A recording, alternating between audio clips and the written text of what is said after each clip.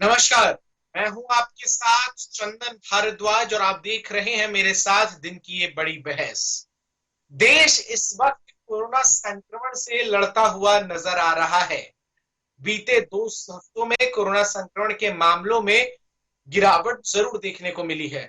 Corona संक्रमण की स्थिति जो है जरूर सुधरने को मिली है, लेकिन कोरोना से ये जो जंग इस वक्त देश लड़ रहा है, इससे जीत एकमात्र तरीके से जो हो सकती है वो है पूरे देश को कोरोना की वैक्सीन लगाकर एक तरीके से सुरक्षित करने से। चाहे वो अमेरिका हो या यूरोपीय देश हो, तमाम देशों ने इस चीज को समय रहते हुए समझा।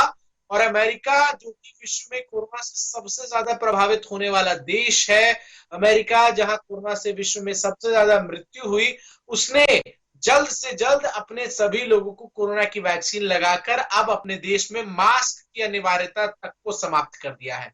कुछ ऐसा ही हाल यूरोपीय देशों का भी है। तमाम यूरोपीय देश, चाहे वो फ्रांस हो, ब्रिटेन हो या फिर जर्मनी हो, तमाम देशों में कोरोना के वैक्सीनेशन को लेकर प्राथमिकता से जो सरकारें हैं वहां वो जुटी हुई। लेकिन जब नजर हम भारत पर डालते हैं तो भारत में कोरोना टीकाकरण की स्थिति दयनीय है। मैं दयनीय शब्द का प्रयोग इसीलिए कर रहा हूं क्योंकि एक तरीके की जो राजनीति देखने को मिल रही है कोरोना टीकाकरण पर, जहां राज्य केंद्र सरकार पर पल्ला झाड़ रहा है और केंद्र सरकार जो है वो राज्यों को वैक्सीन खरीदने को लेकर सलाह दे रही है। ऐसे में बड़ा सवाल ये उठता है कि केंद्र और राज्य की इस तकरार में आखिर देश की जनता क्यों पिसे? क्या जिन देश के राजनेताओं को, क्या जिन मंत्रियों को, क्या जिन मुख्यमंत्रियों को हम वोट देकर चुनते हैं, उनसे हमें इस बात को पूछने का अधिकार नहीं है कि आखिर हमारी जो वैक्सीन हैं वो समय पर हमें क्यों नहीं मिल पा रही? देश भर में इस वक्त अगर आज से आप वैक्सीनेशन पूछे तो तमाम वैक्सीनेशन सेंटर्स देश के अलग अलग राज्यों में बंद पड़े हैं।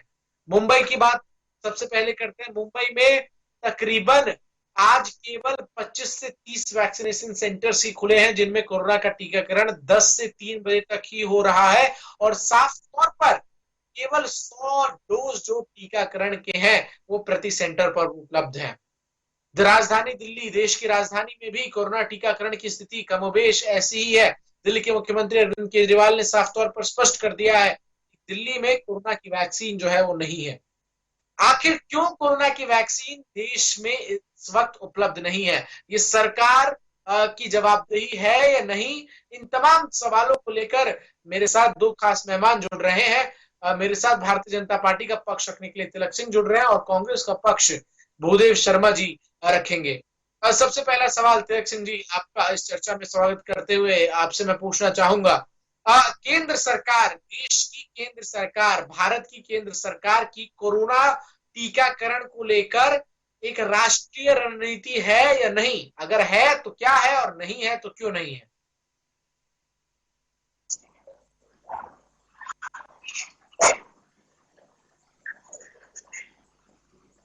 तिलक सिंह जी, आवाज आ रही है?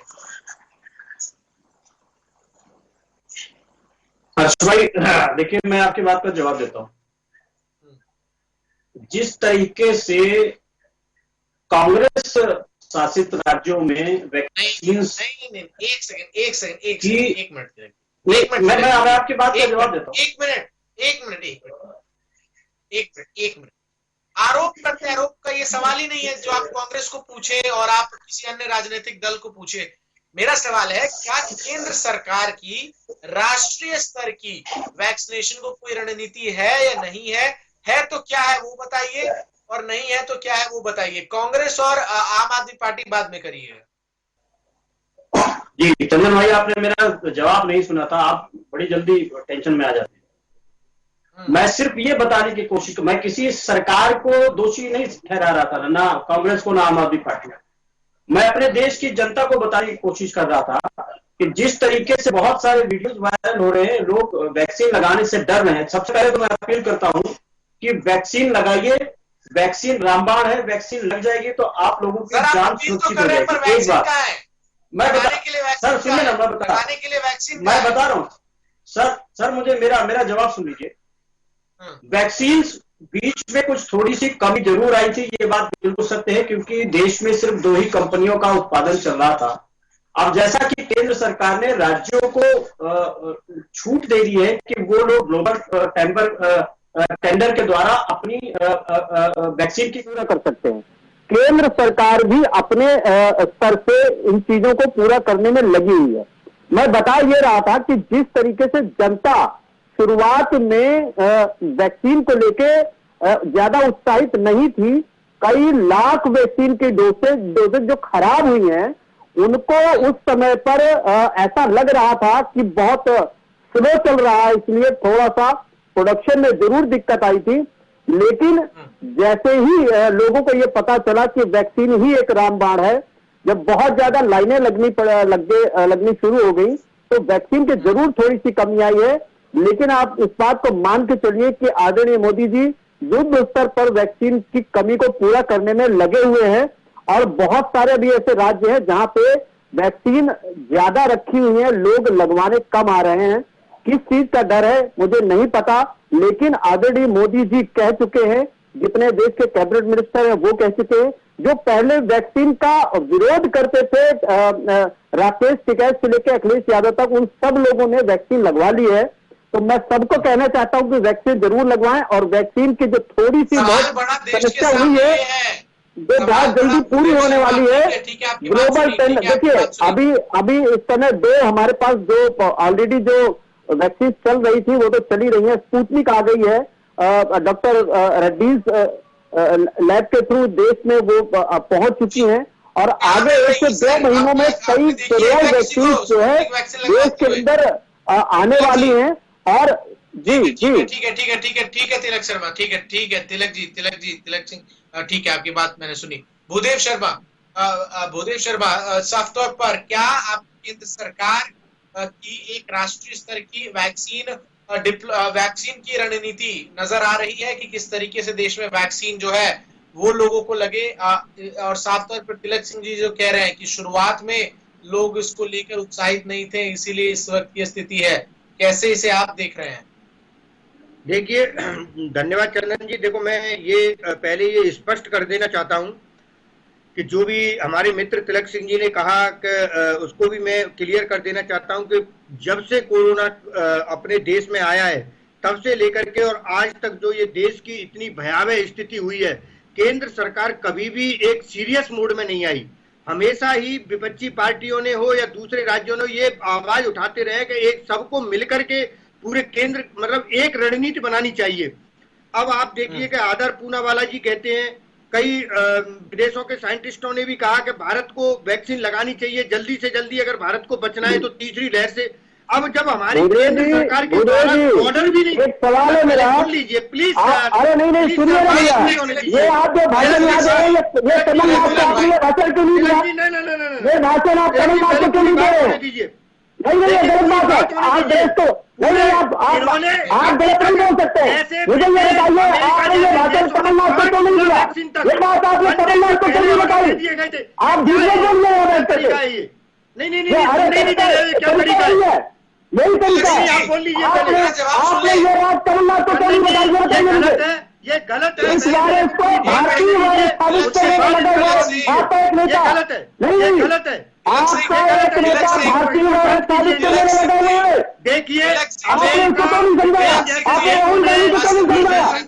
राहुल गांधी को आपने क्यों नहीं समझाया? का ऑर्डर दे दिया था न्यूजीलैंड जैसे देशों में, जहाँ झूठ बोलते हैं से 5 गुना अधिकतर, और यहाँ इनको देश की जनता से कोई मतलब ही नहीं है। अरे देश की जनता से मतलब ही नहीं है। आप ये बात अपने पार्टी के नेताओं को क्यों नहीं बता रहे? उदय जी, आप ये बात अपने पार्टी के नेताओं को क्यों नहीं बता रहे? सरकार के लिए अलग, राज्य सरकार के आपको शर्म नहीं आ रही? आप तमिलनाडु को क्यों बताते? राहुल गांधी को क्यों नहीं बताते? आप देश के लोगों को जीवन को लेकर के कभी भी सीरियस नहीं हुए, इसका ये परिणाम है कि आज देश में ये स्थिति हुई। उदय एक मिनट, ऐसे चर्चा नहीं होगी, ऐसी चर्चा नहीं होगी। तिलक सिंह जी, ये बिल्कुल नहीं यहाँ बर्दाश्त किया जाएगा, ऐसे बिल्कुल नहीं। इनको मेरी पूरी तिलक सिंह जी, आप एक मिनट, तिलक सिंह जी नहीं, मैं चर्चा से हट जाऊं क्या? आपने इनको यहाँ पे भाषण देने के लिए बुलाया जाए? अरे आपने चुनावी भाषण देने के लिए बोल रहे हैं यहाँ पे। एक मिनट, जब आप बोल रहे थे उन्होंने टोका आपको बीच में। मैं काउंटर क्वेश्चन कर सकता हूँ कि नहीं, ये बताइए अरे चंदन काउंटर जी। क्वेश्चन आपकी बारी आएगी तब करेंगे मैं ना सर। काउंटर क्वेश्चन कर सकता हूँ कि नहीं कर सकता हूँ, ये बताइए। और काउंटर क्वेश्चन के लिए समय इनके दूंगा मैं नेता आपको। पूरे दिन देश जरा को बात तो भ्रमित पूरी करते हैं करने बैठ के, दीजिए। क्या मैं उनके ऊपर मुझे ये क्वेश्चन नहीं कर समझ सकता नहीं हूँ? है भूदेव, केंद्र भूदेव जरा शांत हो जाइए, दूसरे एक लोगों मिनट। पर छापे भूदेव, फाड़ने का काम कर रही भूदेव है। जरा शांत होइए। भूदेव शर्मा, एक मिनट, आप दोनों से कह रहा हूँ। तिलक सिंह जी, इस तरीके से चर्चा नहीं चलेगी। आपको काउंटर क्वेश्चन करना है आपके पास में। एक मिनट, नहीं, मेरी बात सुनिए नहीं, पहले आप मेरी बात सुनिए। आप चंदन जी, रिक्वेस्ट है, आप यहाँ आपने सवाल के जवाब देने आए। मैं आपसे प्रार्थना करता हूँ, आप कृपया मुझे 1 मिनट का टाइम दीजिए। देखिए 1 सेकंड, मुझे 20 सेकंड का टाइम दीजिए। नहीं, नहीं, मुझे ये बताइए कि ये यहाँ पे चुनावी भाषण दे रहे हैं, कोई चुनाव होने वाला है देश में?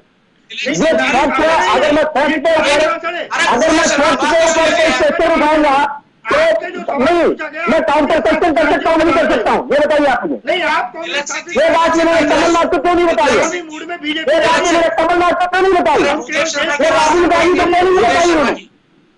भूदेव शर्मा, आंसू बहाने, अरे भूदेव शर्मा, शांत हो जाइए। बचाने का काम कीजिए, सड़क पे भूदेव शर्मा, शांत उतरिए। हो ये जाइए। आंसू बहा करके मगरमच्छ जैसे इससे देश के लोगों की जान नहीं बचेगी।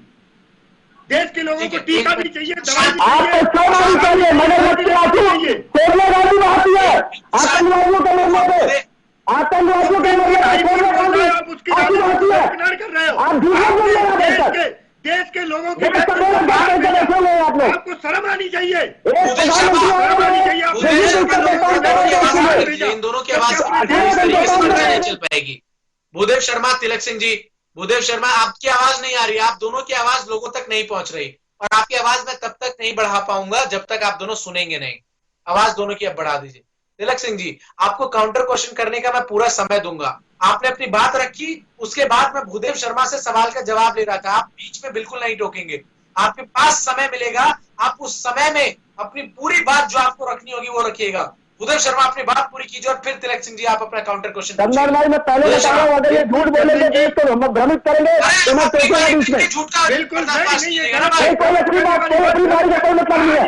आप यहाँ बिल्कुल सरे हम झूठ बोलते हैं बैठ के। जनता आप से नहीं, चाहिए आप कि अगर सरे हम झूठ बोलेंगे बैठ के तो मैं आपको टोकूंगा। ठीक है, एक मिनट। जिस भूदेव शर्मा, तरह से भूदेव चंदन शर्मा, जी, भूदेव शर्मा, चंदन जी, सवाल तो सुन लीजिए। बिल्कुल। भूदेव शर्मा, सुनिए, सवाल हाँ जी। सवाल सुनिए, पहले सवाल सुनिए। चर्चा वैसी, हमारे पास ज्यादा समय नहीं होता। आप दोनों, इस वक्त देश कोरोना महामारी से जूझ रहा है, टीकाकरण को लाले पड़े हैं देश में, और आप दोनों टेलीविजन डिबेट में इस तरीके से लड़ रहे हैं। यही देश की जनता को संदेश आप दे रहे हैं। आप दोनों सवाल सुनिए और जवाब दीजिए, अपनी अपनी बारी का इंतजार कीजिए। तिलक शर्मा, हाइपर मत होइए। माफ कीजिए, तिलक सिंह जी। भूदेव शर्मा, क्या कांग्रेस शासित तमाम राज्यों में इस वक्त है वैक्सीनेशन की स्थिति? आप बताइए, कितना वैक्सीन उपलब्ध है, कितने सेंटर्स पे इस वक्त वैक्सीनेशन चल रहा है, और चाहे वो छत्तीसगढ़ हो, महाराष्ट्र हो, राजस्थान हो, क्या है वैक्सीनेशन की स्थिति? देखिए चंदन जी, जैसे मैं आपको बताना चाहता हूं कि पूरे देश को ये पता चलना चाहिए कि सुप्रीम कोर्ट के आदेशों को दरकिनार करते हुए हमारे देश के बच्चों की वैक्सीन को विदेशों में भेजा गया। सुप्रीम कोर्ट ने उस समय भी ये सवाल पूछा था कि जब अपने देश में कोरोना महामारी ये रूप ले रही है, अपने देश के लोगों के लिए वैक्सीन नहीं है, तो आप विदेशों में क्यों भेज रहे हो? बीच में नहीं चलेगा, बात नहीं कर रहा हूँ,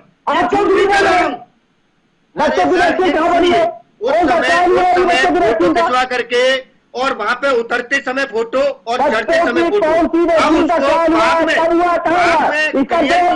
उनके सर पहले पूरी बात सुनने दीजिए चंदन जी, वरना ये गलत तरीका है डिबेट का। अगर ये मेरी बात पूरी नहीं होगी, अगर मैं कोई भी गलत बात आदेश दिया था कि बाहर क्यों भेजा जा रहा है, दरकिनार किया गया। भूदेव जरा एक काम करते हैं, तिलक सिंह जी आप ही बोल लीजिए, काम कीजिए, आप ही बोल लीजिए, बोलिए। चंदन जी, मैं बड़े आदर के साथ आपसे एक सवाल करना चाहता हूं कि इनसे पूछिए, बच्चों की वैक्सीन का ट्रायल कब हुआ है? बच्चों की वैक्सीन बाजार में कब आई है जो उसको विदेश भेज दिया गया? अरे देश के बच्चे हैं, आप ये आप झूठ बोल रहे हैं। हर आदमी इस देश का बच्चा है, 80 साल का वृद्ध भी इस देश का बच्चा है, क्योंकि भारत हमारी माता है। उन्होंने बीजेपी ने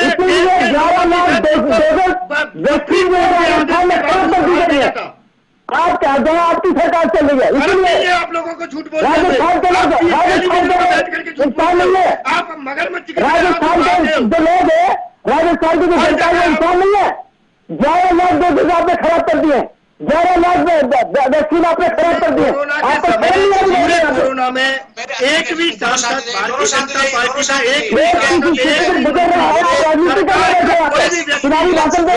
बीच में नहीं आया है। तिलक सिंह, लेकिन उदय शर्मा, पार्टी शुरू से लेकर लास्ट तक ठीक है, अपनी जान हथेली तिलक सिंह, सवाल मेरा ये है, कोरोना वैक्सीनेशन जो इस वक्त एकमात्र तरीका है देश को कोरोना से मुक्त करने का, केंद्र सरकार कह रही है राज्य सरकारों की आप ग्लोबल मार्केट में टेंडर दीजिए। क्या ये शर्मनाक बात नहीं है कि अगर देश की केंद्र सरकार, जिसकी जिम्मेदारी होनी चाहिए कि वो तमाम राज्यों के साथ एक कोऑर्डिनेशन बनाकर सबको वैक्सीन दे, आप एक अंतर्राष्ट्रीय बाजार में हरियाणा की सरकार और उत्तर प्रदेश की सरकार, राजस्थान की सरकार, पश्चिम बंगाल की सरकार, ये अलग अलग टेंडर जो है वो करें। इससे बेहतर ये नहीं था कि केंद्र सरकार ही फाइजर से, मॉडर्ना से या फिर अलग अलग संस्था से कहती कि हमें इतने वैक्सीन के डोज दीजिए और केंद्र सरकार उसको अलग अलग राज्यों को बांटती। केंद्र सरकार आखिर क्यों अपना पल्ला झाड़ रही है कोरोना वैक्सीनेशन मुहैया कराने को लेकर?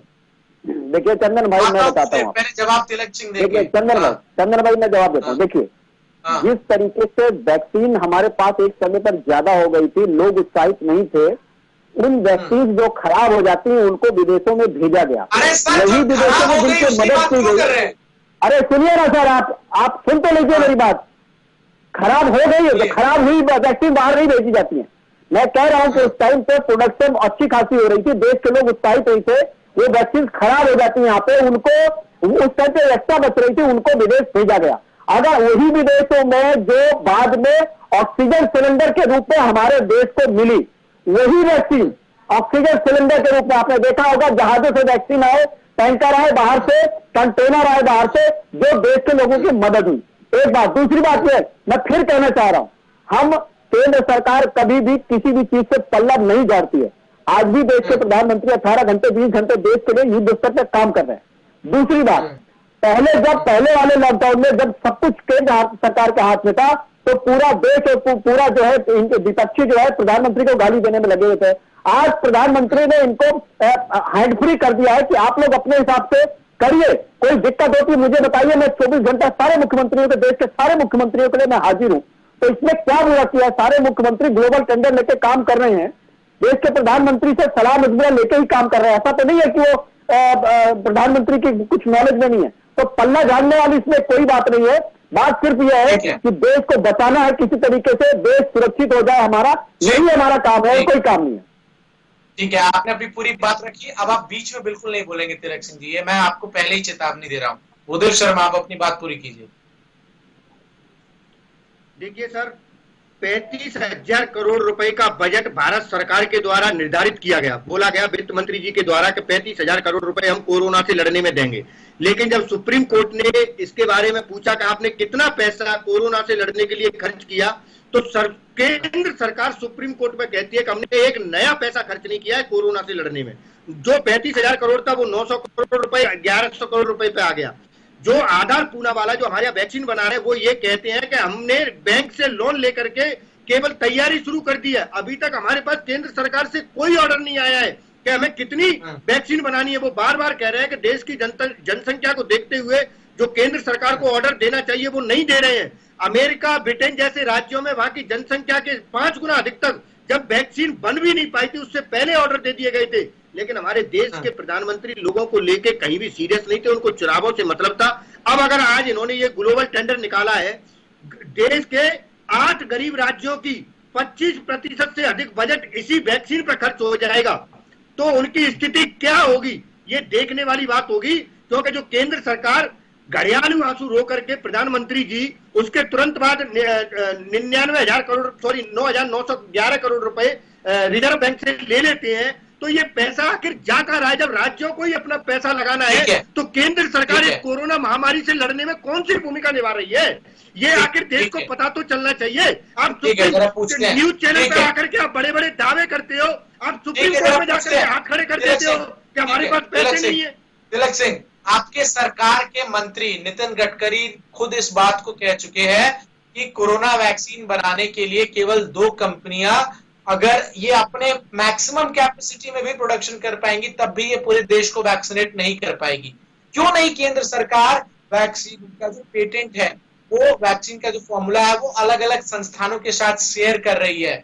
आखिर क्या दिक्कतें आ रही हैं कि वैक्सीन की प्रोडक्शन जो है वो देश में नहीं बढ़ पा रही है? क्यों अलग अलग संस्थानों को इस बार, क्यों टाटा हो फिर या फिर अलग अलग संस्थान हो, उन्हें नहीं कहा जा रहा कि आप भी वैक्सीन का उत्पादन कीजिए फॉर्मूला उनके साथ शेयर करके? आखिर जिम्मेदारी तो लेनी पड़ेगी ना सरकार। चंदन भाई, मैं आपकी बात का जवाब देता हूँ। देखिए चंदन भाई, सबसे पहली बात यह कि केंद्र सरकार ने इसीलिए राज्यों को फ्री हैंड दिया है कि आप लोग ग्लोबल टेंडर के तहत वैक्सीन की कमी को पूरा कर सकते हैं। दूसरी बात यह तिलक जी, ग्लोबल टेंडर की बात नहीं हो रही। अरे भाई सुनिए ना, मैं बताते रहा हूँ, मेरे जवाब को पूरा सुन लीजिए। आप भी बुढ़े जी की तरह कर रहे हैं सर। चंदन जी, मेरे जवाब को पूरा सुन लीजिए। अभी मैं सीधा जवाब दे रहा हूँ भाई। अरे मैं सीधा जवाब दे रहा हूँ, सुन तो लीजिए, सुनिए। देखिए, अरे भैया रुके ना, रुके। आपके घड़ियाली आंसू मुझे पता है, आपके घड़ियाली आंसू मुझे पता है, आतंकवादियों के लिए आप होते हैं। रुक जाइए आप, मुझे पता है। देखिए चंदन भाई, मैं अभी तुरंत जो आवश्यकता है हमारी, उसको हम ग्लोबल टेंडर के तहत वैक्सीन पूरा करने के लिए हमने राज्यों को बोला है। दूसरी बात ये कि 2 वैक्सीन हमारे यहाँ ऑलरेडी प्रोडक्शन में है। तीसरी वैक्सीन जो है स्पुतनिक, वो अब आ चुकी है और आने वाली भी, अगला खेप आने वाला है। दूसरा ये कि मैं आपको जानकारी देना चाहता हूँ कि 2 से 3 बड़ी कंपनियों को और भी लाइसेंस दिए जा रहे हैं। तीसरी बात ये कि आप जैसा लोग बोल रहे हैं, केजरीवाल जी बोल रहे हैं, आप सब लोग बोल रहे हैं कि अब देखिए इसके लिए इंफ्रास्ट्रक्चर चाहिए होता है। किसी को भी लाइसेंस नहीं दिया जा सकता कि आप मेरे लाइसेंस बनाना शुरू कर दो। उनके लिए इंफ्रास्ट्रक्चर होना चाहिए कि जो कि 70 सालों में इतना बड़ा इंफ्रास्ट्रक्चर नहीं था। 6 साल में 7 साल में मोदी जी से क्या अपेक्षा कर रहे हैं, मेरे समझ के तरह। तीसरी बात में इनकी बात का जवाब देता हूं, घड़ियाली आंसू। बनारस के लोग जो अभी दुनिया में नहीं रहे हैं, अगर अपने कॉन्स्टिट्यूशन के लिए आदरणीय प्रधानमंत्री जी भावुक हो जाते हैं, आदरणीय प्रधानमंत्री जी अगर तक पहुंच गए वो 70 साल में, अरे 2 साल में बनाते, मेरा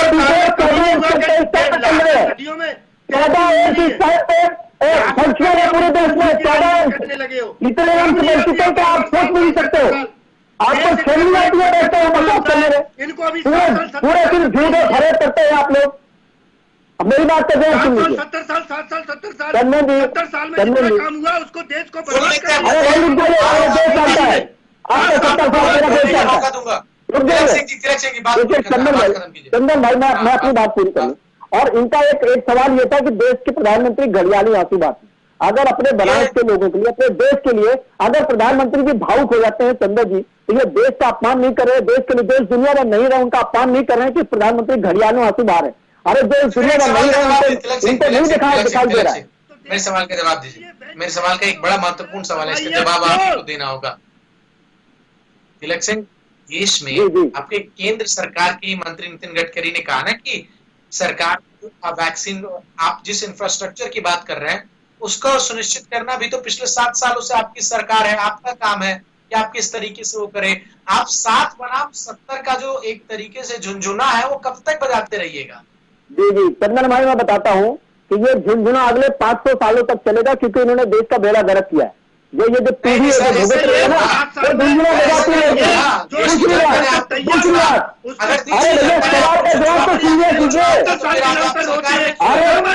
अरे भैया सवाल का जवाब तो सुन लीजिए, पीछे ले गई, सवाल का जवाब सुन लीजिए, सवाल का जवाब सुन लीजिए। पर ये देश को 70 साल ये जो विचारधारा पिछले ये 70 साल पीछे इस देश को ले गए। स्थिति है उसके जिम्मेदार ये लोग हैं। देखिए चंदन भाई, ये देश की क्या स्थिति है और किसकी वजह से है वो देश जानता है। जैसा कि आपने कहा कि पिछले 7 सालों में इंफ्रास्ट्रक्चर पे, देखिए ये ना आपको सपना आ रहा था, ना मुझे आ रहा था, ना देश के प्रधानमंत्री को आ रहा था कि इतनी बड़ी महामारी अचानक से आ जाएगी।